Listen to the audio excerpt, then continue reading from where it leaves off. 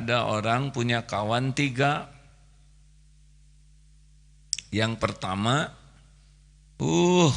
soulmate, nggak bisa lepas, akrab, siang malam hanya si dia ini. Sobat yang pertama ini diobrolin, dipikirin, ingin selalu dekat, tidak mau jauh, nempel aja hatinya sama sobat yang pertama ini, melekat. Kalau sobat yang kedua ya kadang ingat, kadang enggak. Ada juga sobat yang ketiga cuek. Suatu saat ada perintah pindah dari rumah yang dia ke rumah baru. Oh, saya tidak mau, tidak bisa, harus pindah. Akhirnya dia langsung nelpon WA minta tolong ke sobatnya yang pertama ini. Sobat, saya butuh pertolongan nih. Saya harus pindah sekarang, tapi saya tidak mau. Kata sobatnya, ya itu mah urusanmu. Saya nggak bisa nolong kamu sedikit pun. Tapi bukankah engkau saya pikirkan, saya bela siang malam. Saya selalu berusaha bersamamu. Apa jawaban sobat yang pertama ini? Salahmu sendiri. Sebetulnya saya emang nggak perlu engkau. Kecewa luar biasa. Balad yang siang malam dibela, ternyata tidak membela sedikit pun. Larilah kepada sobat yang kedua. Belain saya ini harus pindah. Ya kita bela deh sebisanya. Cuman tetap gak bisa nolak pindah, cuman bisa nganter. Akhirnya tidak bisa menolak kepindahan, diantarlah sampai ke rumah barunya. Tapi pas di pintu berhenti tuh. Saya sampai di sini aja. Saya perlu teman di dalam. Enggak, kami sampai di sini. Datang sobat yang ketiga yang dicuekin sama sekali. Ayo, saya temani di dalam. Mudah-mudahan ada manfaatnya. Siapa sobat yang pertama? Dunia berikut isinya. Harta, gelar, pangkat, jabatan, kedudukan, popularitas, penampilan, untang panting, pentong, pentung. Lihat para pemburu dunia kayak apa. Seakan-akan dia mau hidup 1000 tahun. Terus sampai tua.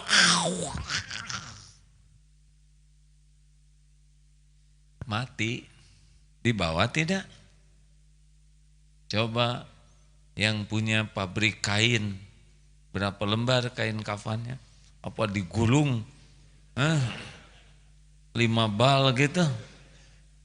Coba yang punya perusahaan batu bara, dikubur dengan batu bara misalkan 1 tongkang.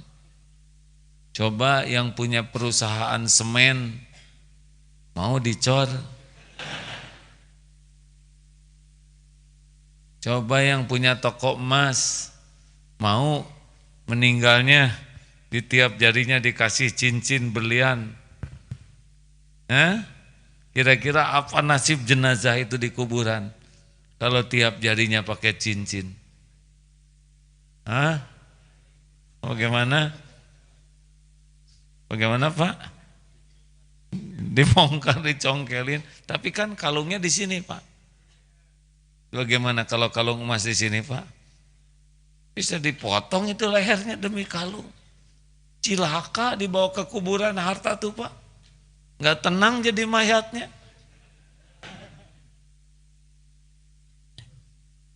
Tidak dibawa. Ada teman cerita, temannya beli mobil 4 miliar. Baru juga dibawa ke rumah, meninggal Pak. Ternyata tetap ke kuburannya pakai keranda. Enggak pakai mobil 4 miliar itu. Mobil jenazah saja. Yang pakai mobil itu adalah supir. Ayo, mana pecinta dunia yang bisa nolak kematian dengan hartanya? Enggak. Lihat tuh di video orang di Tiongkok yang ke rumah sakit stadium 4. Minta diobatin gak bisa, uangnya dihambur-hambur. Buat apa?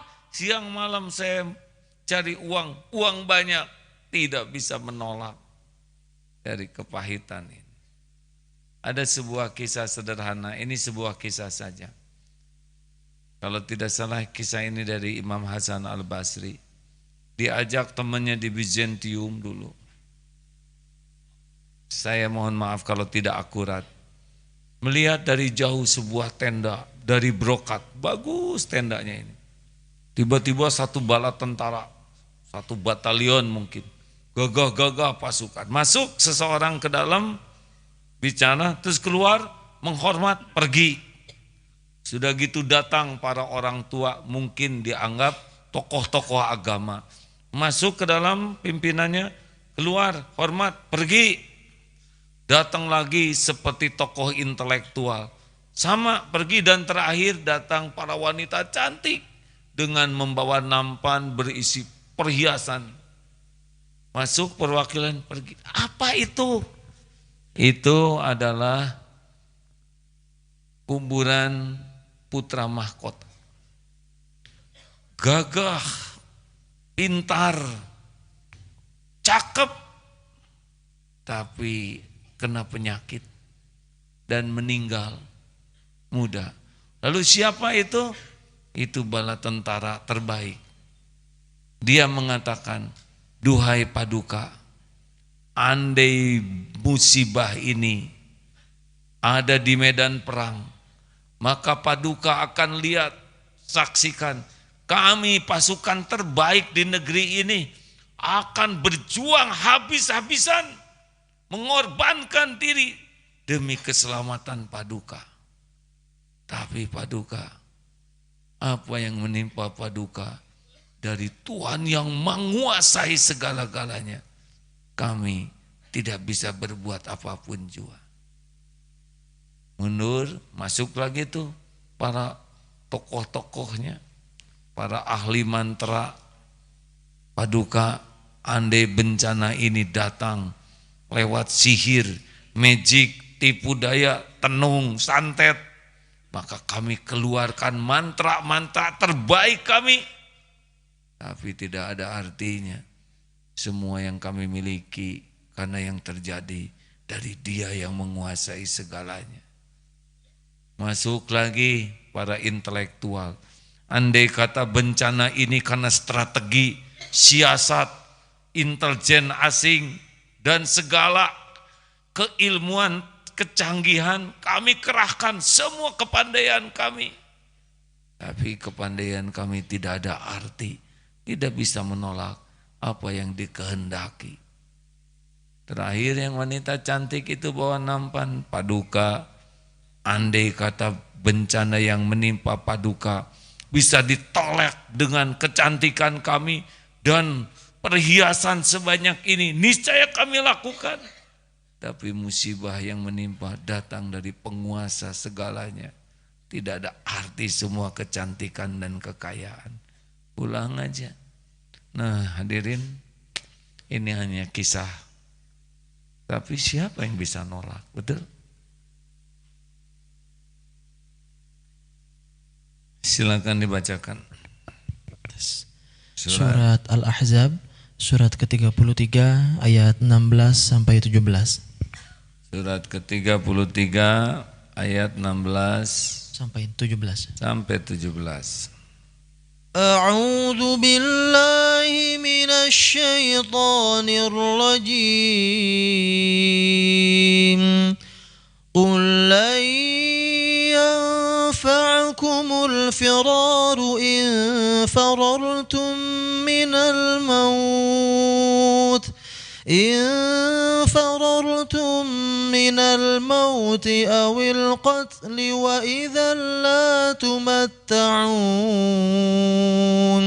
وإذا لا تمتعون إلا قليلا قل من ذا الذي يعصمكم من الله إن أراد بكم سوءا أو أراد بكم رحمة ولا يجدون لهم من دون الله وليا ولا نصيرا. Katakanlah wahai Muhammad, lari tidaklah berguna bagimu jika kamu melarikan diri dari kematian atau pembunuhan. Dan jika demikian kamu terhindar dari kematian, kamu hanya mengecap kesenangan sebentar saja. Katakanlah, siapakah yang dapat melindungi kamu dari ketentuan Allah jika Dia menghendaki bencana atasmu atau menghendaki rahmat untuk dirimu? Mereka itu tidak akan mendapatkan pelindung dan penolong selain Allah. Hadirin, jadi harus bagaimana sekarang? Satu, karena dirahasiakan ajal, jangan pernah menunda kewajiban. Kewajiban sholat, saum, zakat, haji, membayar hutang, menepati janji. Periksa semua yang menjadi kewajiban kita. Mati dalam keadaan berhutang tidak dibayar, petaka. Jangan nganggap remeh sholat tepat waktu. Nanti saja jam 1, padahal dia mati jam 1 kurang 1/4. Jangan menganggap remeh kewajiban. Menunda kewajiban, mati sebelum menunaikan kewajiban, petaka. Maka as-sholatu ala waktiha, sholat tepat waktu itu derajatnya di atas birrul walidain, berbuat baik ke orang tua.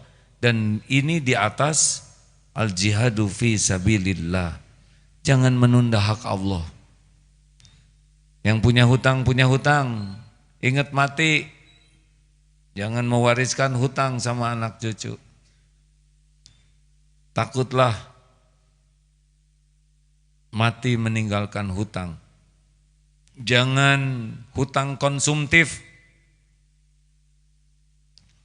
Mati jadi beban dunia akhirat. Yang belum haji, yang tidak bayar zakat, bayar.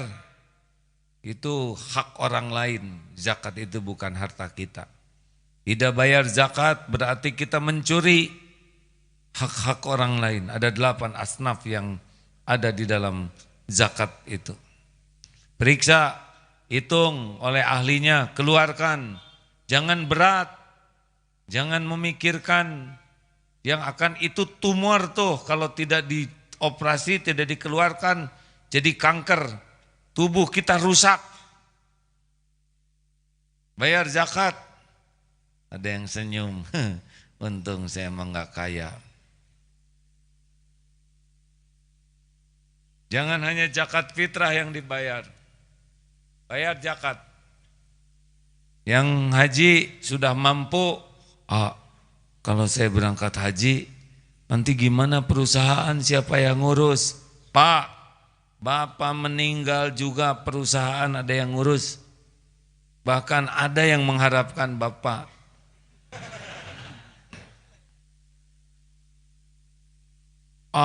Jangan dulu meninggal, ini pesantren gimana kalau enggak ada ini pesantren milik Allah, saya cuma nebeng.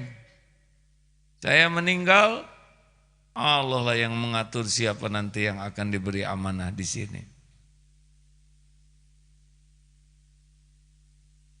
Ada 2 hadis. Ada 2 hadis, silakan. Ini kamera TV, ada yang bisa kamera pembaca? Cik atuh maju sedikit Ustaz, supaya rada ke film lah, kita mampung ke TV. Ini orang-orangnya tawadu, ya wajah yang lain aja yang di film atuh ya. Silakan Ustaz. Bismillahirrahmanirrahim. Dari Ibnu Abbas radhiyallahu an berkata, Nabi SAW bersabda, manfaatkanlah 5 hal sebelum datang 5 hal yang lain. Masa mudamu sebelum masa tuamu, masa sehatmu sebelum sakitmu, masa kayamu sebelum miskinmu, masa senggangmu sebelum kesibukanmu, dan masa hidupmu sebelum matimu. Hadis riwayat Imam Bukhari. Dari Abu Hurairah radhiyallahu an berkata, Rasulullah sallallahu alaihi wasallam bersabda, sesungguhnya di antara amal-amal kebaikan seorang mukmin yang akan terus mengikutinya walaupun setelah wafatnya, satu, ilmu yang ia ajarkan dan ia sebarkan. Yang kedua, anak yang salih yang ia tinggalkan. Tiga, mushaf Al-Quran yang ia wariskan. Empat, masjid yang ia bangun. Lima, rumah peristirahatan untuk para musafir yang ia bangun. Enam, sungai yang ia alirkan. Dan yang ketujuh, sedekah yang ia berikan dari hartanya ketika ia masih hidup dan masih sehat. Pahala dari amal-amal itu akan terus mengalir kepadanya walaupun ia telah meninggal dunia. Hadis riwayat Imam Ibnu Majah. Nah hadirin, jadi mumpung hidup ya, satu, jangan menunda kewajiban. Itu nanti yang disampaikan nanti ada di nomor khusus. Yang kedua, jangan menunda tobat. Jangan menunda minta maaf. Selesaikan di dunia ini. Jangan nunggu minta maaf lebaran, karena saudara malam lebaran meninggalnya. Jangan menunggu besok mau minta maaf, karena siapa tahu malam meninggalnya. Tuh, jangan menunda. Kita lakukan kesalahan, segera minta maaf. Apalagi kepada orang tua, kepada guru, kepada orang yang berbuat baik kepada kita, minta maaf. Karena benar-benar kita akan celaka oleh dosa yang tidak segera kita taubati.